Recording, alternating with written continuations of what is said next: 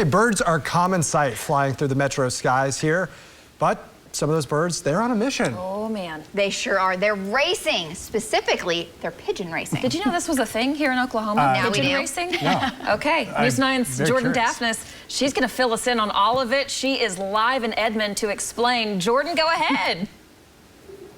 Okay, you guys, I didn't know it was a thing either. I actually found this because I drove by the American Pigeon Racing building down in Oklahoma City, and I got connected with Tom Beard. Now we're at his house in his, what would you call this? A pigeon loft. A pigeon loft, you guys. And he's gonna tell us all about pigeon racing. To start off, for those who don't know, what is pigeon racing? Sure, pigeon racing is the release of homing pigeons that you release at a point that fly back to your home, and you time how long it takes from the point of release to the time they get home. Now, we have 12 members in our club this year that are participating, and so the birds go from the release point. They're all released at the same time, at the same point, and they all go to their individual homes. And they're timed as they come in. They go across the scanner, and it scans the hour, minute, and second that it arrived home and the bird's identification number.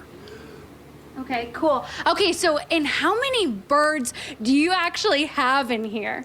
We have a little over 300 birds. A little over 300 birds. Okay, so you have an event coming up this weekend you were telling me about. Walk me through kind of how that's gonna go.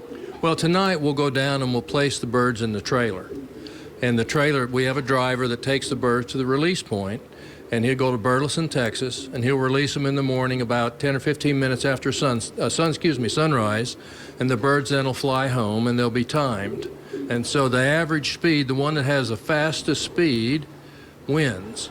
So they track these birds know. They don't even have to, like, they don't have a map, they don't have a GPS, they just know that's how God made them. They come right back here.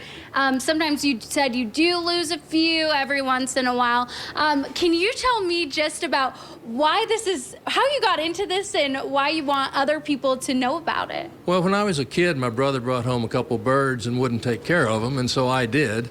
And my dad said, well, if you're going to have pigeons, let's have racing pigeons, because he had a friend that had racing pigeons. So we got racing pigeons, and I won my first race in 1962. 1962, you guys. Kind of take, Jimmy, if you can zoom and kind of show.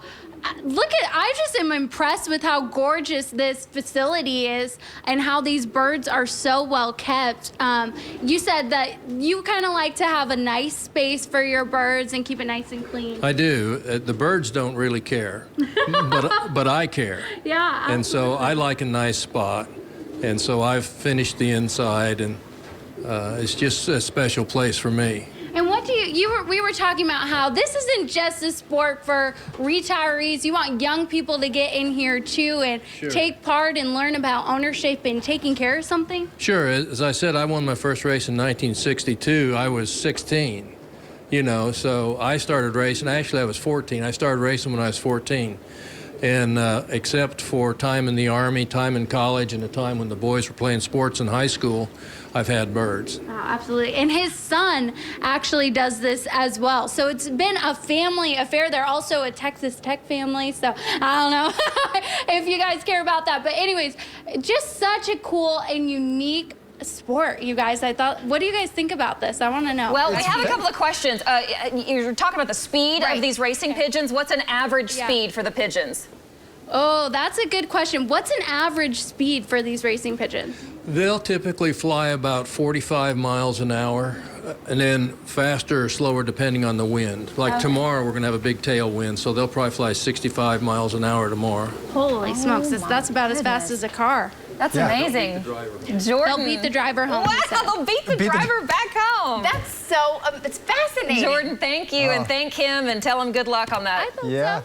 That's awesome. So cool. Yeah, so if they've got a tailwind, literally a tailwind, Yes. it's even faster and like in the jet stream. And with so many different ways, I feel like this is a faster way to send mail these days. It really is. Hang it's on. faster than snail mail. These are messenger pigeons, right? Yeah, Originally? right. And there are issues with USPS, as we just reported in the News 9 at 9 I mean, a.m. not to bring this full circle, but that's what I was thinking the entire time. Can I get that from Tulsa back to Edmond, please? That's pretty amazing. Also, as we learned earlier in the newscast, don't let them land on your head. Right. Yes, So that's a Seahawks, Yes. but yes. Well, So wouldn't hurt quite as much. Jordan finds the coolest stuff, does she Very not? cool. Awesome. Yes, that's awesome reporting. She saw it, she pursued it, and she "What found is it for us. this? Lacey, Interesting. I